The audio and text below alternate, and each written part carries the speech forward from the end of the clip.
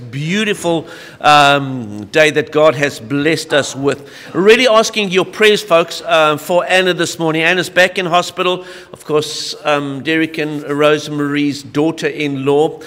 She's struggling with her health. We've been praying for her for a long time. We continue to pray for by the way, Brian and Pam called this week, sent greetings. They're visiting with a family in the UK, and it turns out their daughter, Desiree, and family live 6 kilometers away from the Savides family. And so they got them together, and it just was fantastic. And so they're going to be worshiping together over there. That's great. We also continue to pray for, while I'm thinking about it, Debbie and Clyde's sister, Deborah, is waiting a kidney transplant. In fact, it was supposed to happen earlier this week, and then she fell and broke her leg. And so, boy, what a week it has been. I want to speak to you this morning about counter-culture living. Would you agree with me? We live in a world that has gone mad. It's gone absolutely bonkers. In fact, if you don't believe this world has gone bonkers, let me show you this next picture. Rory, if you'll bring up that next picture. This is Miss Netherlands. Okay? And Miss Netherlands' name is Mr. Ricky Colle. He is a transgender man, and he has just won Miss Netherlands.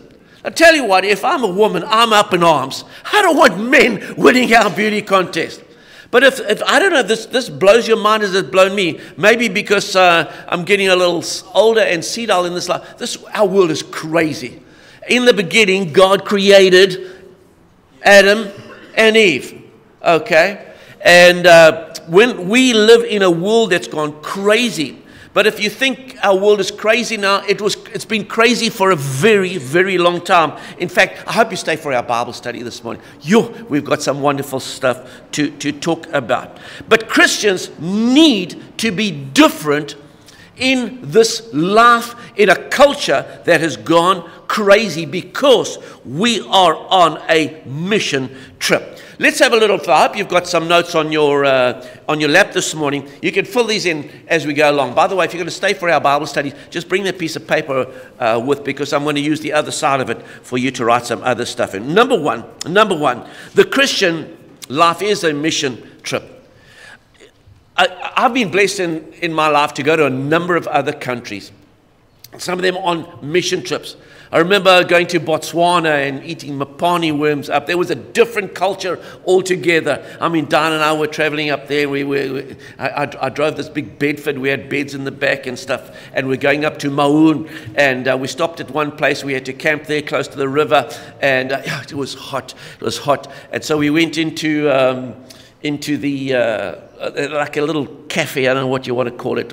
It was a cafe was to overrate it. It was give it too many stars. And we were just looking for a Coke or something to drink, and lifted up the lid of this one fridge down there, and there were the Cokes there. But you know what? You had to make your way through the goats' heads. For whatever reason, all these goats' heads were inside there. Go in and pull out a Coke can, and it needed consumptious cleaning before you could get it. It's fantastic. We live in culture, and culture is different. Wherever you go in the world, we've got culture. We talk about culture, the diversity of culture, even in our very own country. I mean, different foods, different social distance protocols. Some countries you tip, some countries you don't tip. And I love the different countries and the different foods. But you know what we need to understand as Christians? We are in a cultural revolution. And we need to be revoluting for Jesus Christ. I know some cultures, you cannot cross your legs and show your soul to somebody. It's highly offensive. Remember being in Kenya. I was a guest speaker at some stuff there. And there's an incredible meal afterwards, and get to go to the meal, and they want me to go first. And I did something that was highly offensive. There was all the food set out. I would take a piece of food. It was like this little finger foods put on my plate. until my host had to pull me aside. He said, you absolutely don't do that in this culture. You take the serviette and you put it over the piece of food that you want to pick up, and then you pick it. You'll never, ever touch food there with your naked hands. I mean, that's really, really offensive. And I'm sorry, I apologize. It's totally different. In Nigeria, different cultural experience, different foods. Folks, it's incredible visiting different cultures. I mean, even us, we here, I'm speaking to you in jeans. There's places in this country, you wouldn't be said dead in the pulpit in a pair of jeans and without a tie. Isn't that right? And so, as children of God, living this counter-cultural life, we have to decide, we have to fit into a culture so we don't offend, but we are totally different from the culture in which we live. John chapter 20, verse 21, Jesus said, peace be with you. As the Father has sent me, I'm sending you. As the Father has sent me, I'm sending you. It was wonderful to watch Paul move around Asia and Europe and what we would call the Holy Lands into different cultures. But the gospel never ever changed. In some places you could eat certain foods, other places you wouldn't be dead touching that. And that's why Paul later wants to say, listen, this food sacrificed to idols, Jewish people wouldn't dare touch it. But the Greeks, they don't have a problem with it. And he had to deal with those type of things. But the one thing that has never changed, I'm sending you. I'm sending you into your culture. I'm sending you to represent me in your culture. It's mind-blowing to think of this carpenter and his ragtag group of fishermen and nothingness people, tax collectors. They absolutely changed the world, because they went into culture taking the message of Jesus. Matthew chapter 28, we've looked at it. It's not on your screen because we've looked at it too many times. Even our Bible study last week. Go, go, go, go. In fact, somebody says, some versions say, as you go. You don't have to go to another land. Boy, some of you understand your work culture is totally different from your home. The language, the jokes, the videos, and everything, even the pictures on the wall might be completely alien to the way you believe at home. But you go and you share the gospel of Jesus Christ. And so what you need to be writing in your notes this morning, that the fact that the Christian is a mission trip, and when Jesus said, I'm sending you, this is what you write. Here am I, Lord, send me. Here am I, Lord, send me. Accept the challenge that we go into a culture that has gone crazy and we represent Jesus. It's not the easiest thing to do. Second thing you can be writing in there. So what do? Christians look, we live and we look different. We live and we look differently. And, as our culture becomes more and more broken and becomes more and more sick, we stick out like sore thumbs. It is just like I'm in Kenya or I'm in Nigeria or Botswana or area. I mean, not just necessarily because of the color of my skin. My culture is different. The way we eat is different. Even when I went in America, I mean, we've brought up very properly. You put a fork like this, totally intuitive, and you turn out to build your peas on top of a fork that's bent the wrong way. Makes so much more sense. But that was our culture. And in America, they don't do. They cut their food, put the knife down, swap the fork into the other hand, and that's how they eat. Now, this culture, when I was growing up, my mom would have, pop, you put that fork back in your proper hand. You don't eat like that. Only uncultured people eat like that. Well, there are cultures in the world that do that. Folks, let me show you one type of culture in the way we can look different. Philippians chapter 2, 14 and 15. Do everything without grumbling or complaining. How are we doing? It's hard, isn't it? How many of you will say, I'm a work in progress?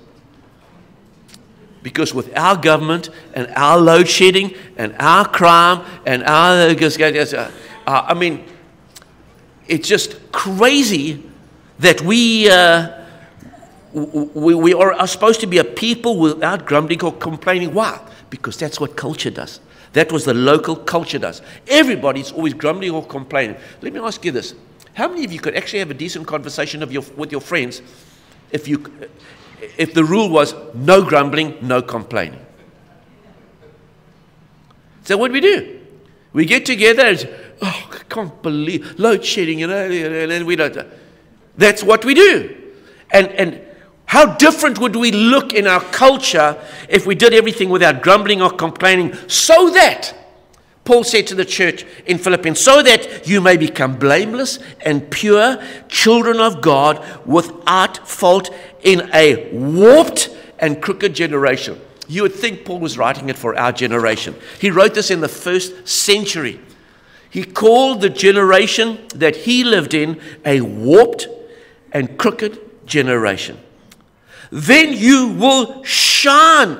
That's our job. You will shine in the image of God. You will shine among them like stars in the sky as you hold firmly to the word of life. That's Jesus. We hold on to Jesus. We go to culture, but we are there to change the culture. People look like Jesus. Our response, write it in your notes. Our response, without grumbling. Why? Grumbling is the norm. Grumbling is what culture does. And if we just stop the grumbling and the complaining, and we just shine the life of Jesus, we stick out like sore thumbs. Philippians chapter 2 and verse 14, there it is, our scripture again. Do everything without grumbling or complaining. I mean, look at your social media, what you put in Facebook. How different would it be? Just stop the grumbling. Stop the moaning. Stop the complaining, because I don't know if you've noticed, grumbling and complaining about load shedding doesn't change anything. It doesn't change anything, And all we do is just sucks us into this whirlpool of negativity. Hey, we still have Jesus in our life. Life, you know what, I'm just thinking, life has gotten easier and easier as we go on. We complain about load shedding, but when we think of our forefathers, we think of Auntie Birdie's generation, and Pete's going to be 93 in November. 93 November. He can tell you stories.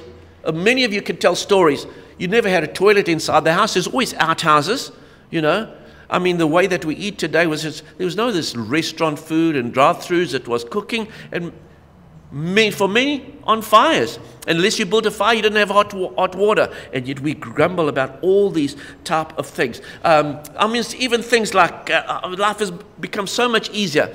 I'm so aware that the other day I was pushing a suitcase. 1987 is the first time wheels were put on luggage.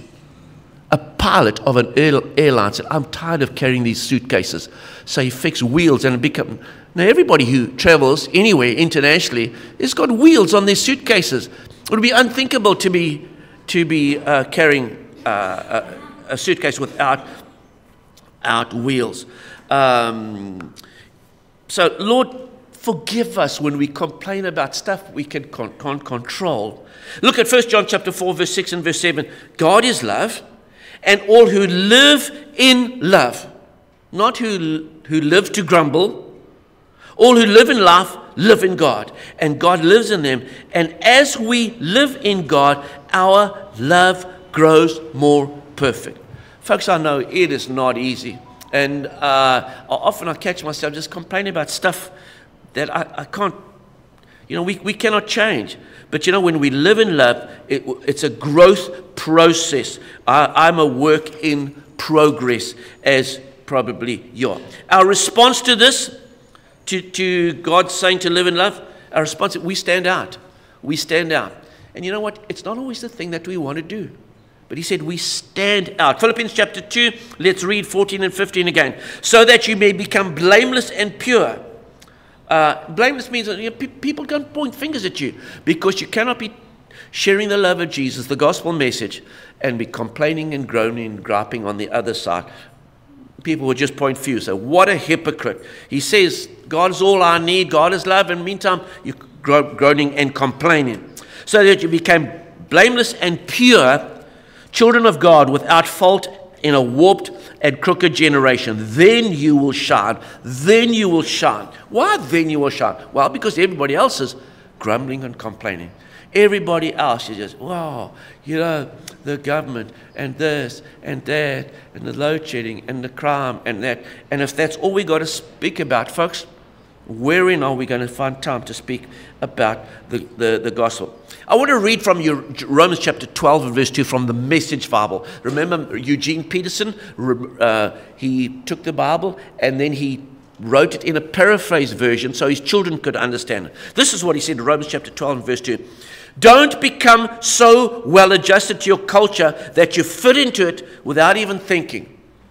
I hope if you're at work, at the club, at whatever, that you feel this is not my culture, because we were called to walk in a different life. And whenever you walk like Jesus, you will never fit into the culture in which we live. Instead, fix your attention in God. You'll be changed from the inside out.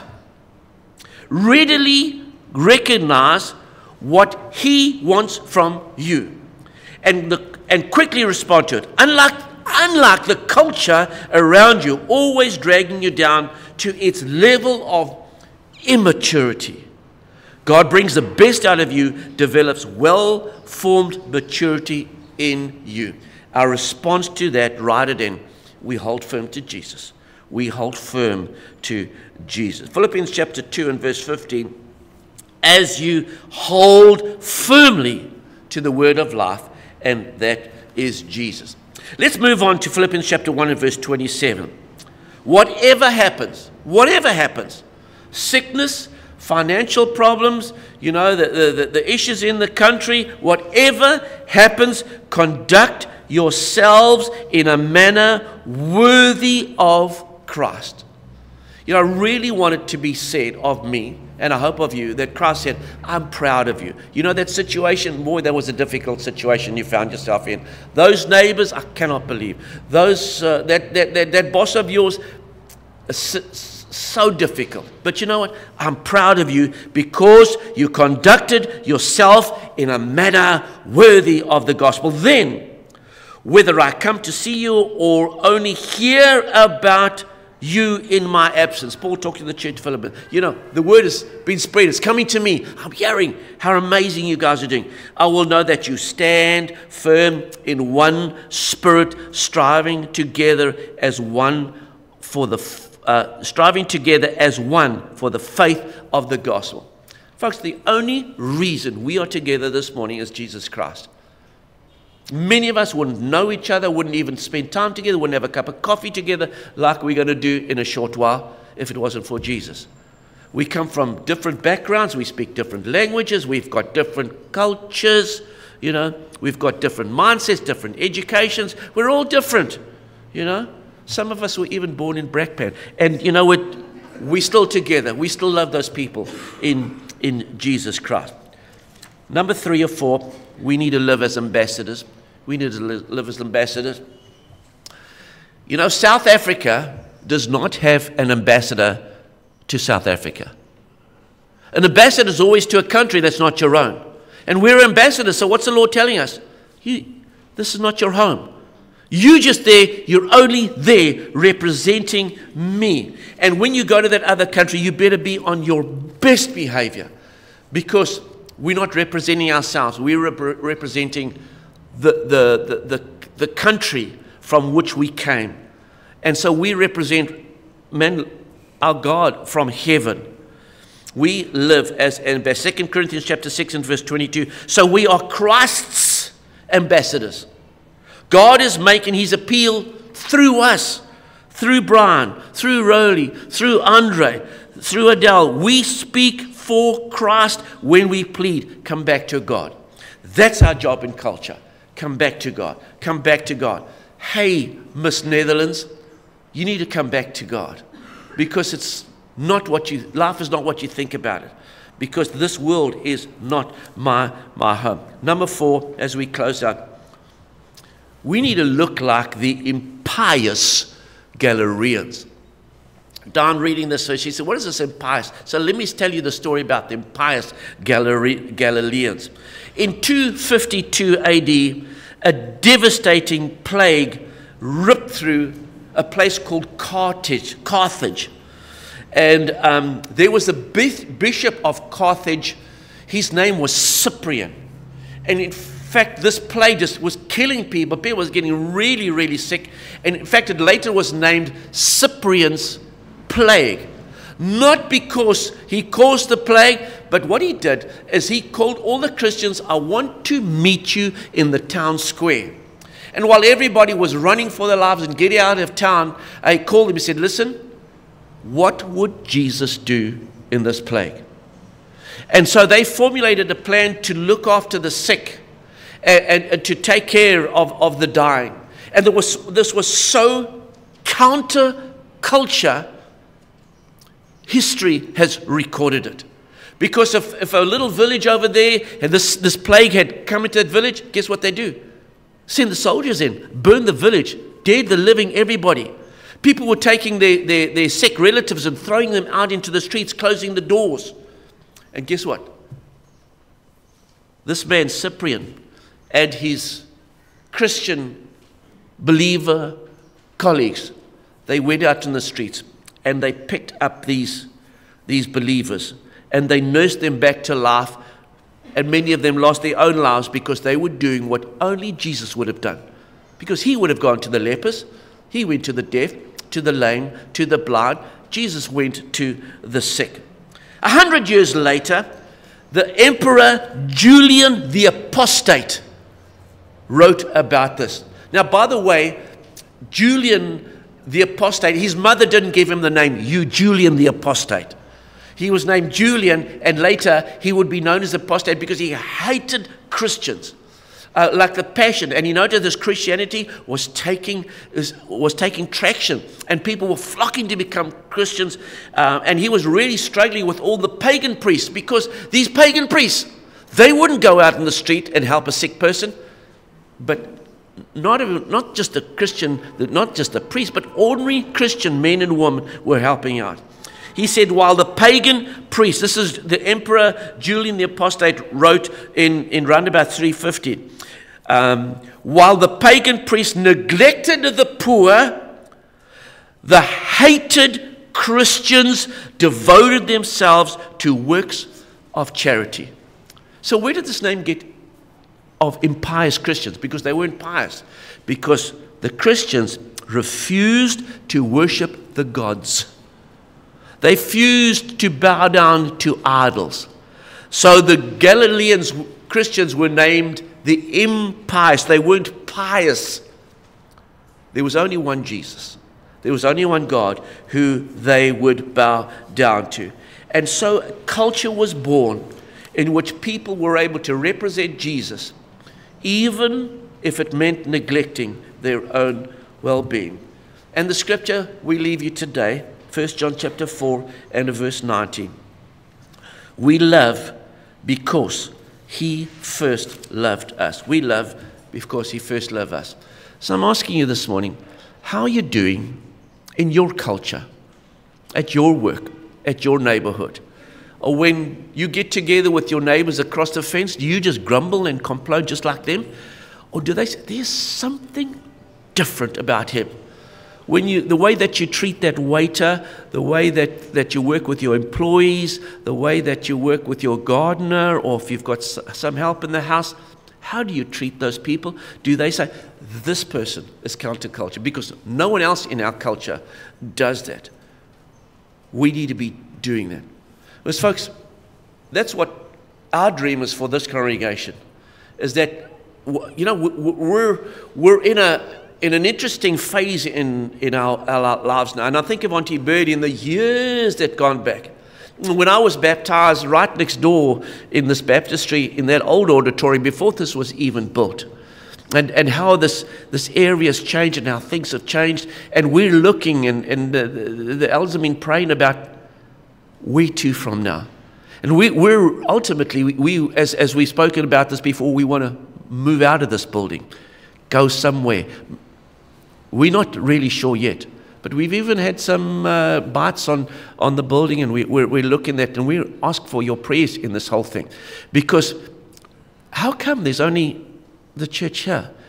I mean, we've got people traveling from Mamsantoti, from Hillcrest, from Waterfall, from Cater Ridge, from Toti and Umshloti and thing. There needs to be an explosion of the Queen Mary Avenue culture. We need to be exploding. In our Bible study this morning, I'm going to share with you some shocking statistics. I hope that you'll stay for that. And so we need to be talking about, come on, where can we go? Where can we move that God can be shining through us?